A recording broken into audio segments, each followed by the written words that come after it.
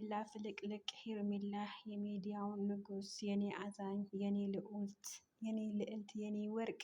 እንግዲህ ዛሬ ሄርሜላ በቲክቶክ ላይ እንዳገኘናት በዚሁ አጋጣሚ ላበስራቸው፣ ዛሬ አሪፍ ቪዲዮ ጠብቁን እንዳትጨናነቁ ብላለች። እሱም የተገኘው ይሄ መረጃ ቲክቶክ ላይ ተደውሎላት መልስ ሰጥታለች። ኤልሙሃም በጉጉት የምንጠብቀው ያው ትላንትና እንደ አጋጣሚ ያው አይታችሁታል። አቤል እና ዴቭ እና አብርሃም ሀብሉ ያወልቁብኛል ብሎ ከኤፍሬም ጋር ነው እንጂ ከማንም ጋር አልንቀሳቀስም ብሎ ነበረ አብርሃም። አሁን ደግሞ እጅግ በጣም አሪፍ ሁኔታ እየሄዱ እንዳለና ዴቭ ሀብሉና ሄርሜላ ሀብሉና ልታወልቅለት እንደምትችል በዛሬ ቪዲዮ በጉጉት የምንጠብቀው ቪዲዮ ነው። የምትጋደሉበትም የምትባሉበትም ነገር የለም። እዚህ ጋር ደግሞ አንድ ነገር ማለት እፈልጋለሁ። እኔ ትላንትና እውነት የሩታ ምንም አይነት ነገር ካልፈራሽ፣ ምንም አይነት ነገር ካላደረግሽ ለምንድን ነው ሀብሉ ሊያወልቀው የከለከልሽው ብለው በቲክቶክ እጅግ በጣም ጥያቄ ፈጥሮባቸው ነበረ።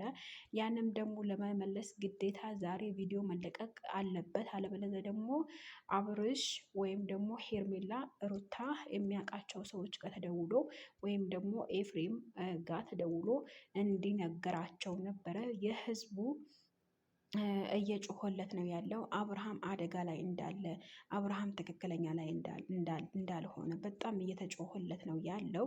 አብርሃም ደግሞ ይሄ ሊገባው አልቻለም። ምክንያቱም የተደረገበት ነገር ስላልታወቀ ይህንም ያንንም ትላንትና አሁን ዴቭ እና ሄርሜላ ቤት ሩታ ቤት ሄደው ያው እንትን ሀብሉ እያወለቁ እያለ አታወልቀውም ያረብ ጌታዬ አታወልቀውም ብለው በጣም ግርግር እየፈጠሩ ነበረ ሩታና ኤፍሬም። ያ ደግሞ እናንተ ምንም ነገር ካላደረጋችሁ፣ ምንም ነገር ከሌለበት ያ ሀብል ለምንድን ነው ሊያወልቀው የተከለከለው? ለምንድን ነው የፈሯችሁት አንተና ሩታ? ሌላው ነገር ደግሞ ሀብሉ ካልወለቀ እኔ ከቤት አልወጣም ብሎ ነበረ ዴቭ። ስለዛ ያ ሊያወልቅ ሲል ነው ዴቭ ይዞት የወጣው። ነገር ግን ከአለ ኤፍሬም አልንቀሳቀስም ማለቱ ትንሽ ሚዲያው ረበሽ አድርጎታል።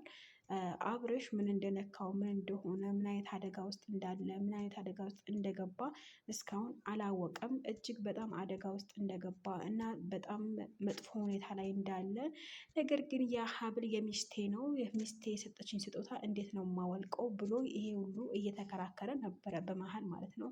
ስለዛ ያ ሚስትህን አውጥተህ ጣል እኮ አላልንህም እኛ፣ ሀብሉን አውጥተህ ጣል ነው ያልንክ። ይሄ ሀብል እስካልወጣ ድረስ አንተ ትክክለኛ ወይም ደግሞ ጤነኛ አይደለህም ብለው ዴቭና ሄርሜላ ንጉሶቹ ሄደው ተናግረዋል። እውነት በጉልበት በትህትና ወይም ደግሞ በመለመን እምቢ ካሉ በጉልበት አሳያቸዋለሁ ብሎ ነበረ ዴቭ። ስለዛ አሁን ዴቭ አሁን እንጠብቃለን፣ ማታ ደግሞ በጉጉት ጠብቁ ተብሎናል። ሌላው ነገር ደግሞ ስለ ሄርሜላ አብዛኞቻችሁ እየተጨነቃችሁ በጣም ከፍቷታል፣ በጣም እንደዚህ ሆና በዚህ ሳምንት ምን ያህል እንደከሳች ፊቷ ራሱ እንዴት እንዳዘነ ምናምን እየተናገራችሁ ነበረ። ስለዛ ያው ፍቅረኛዋ ህይወቷ የምትለው ንካያ እንትን ቀለበት ያሰረላት የወደዳት እርጉዝ ለሱ ብላ እርጉዝ የሆነችዋ ሴት ጥሏት ሄዶ ከሌላ ሴት ጋር ግንኙነት ጀምሮ ወይም ከሩታ ጋር ወይም ከቀድሞ ሚስቱ ጋር ሆኖ ምን አይነት ስሜት ሊሰማት ትፈልጋላችሁ እናንተና?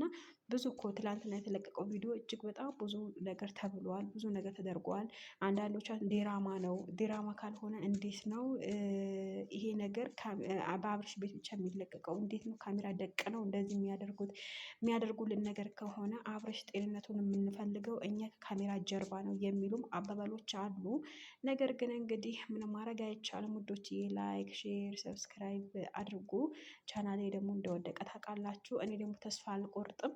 ተስፋ የምቆርጥበት ምንም ምክንያት የለኝም። ስለዛ እናንተ ከጎን ሆናችሁ ሼር ላይክ አድርጉልኝ። ምንም ማድረግ አልችልም። በምን ምክንያት ማን እንዳደረገብኝ የማውቀው ነገር የለም። በሌላ ቪዲዮ እመጣለሁ። መልካም ቆይታ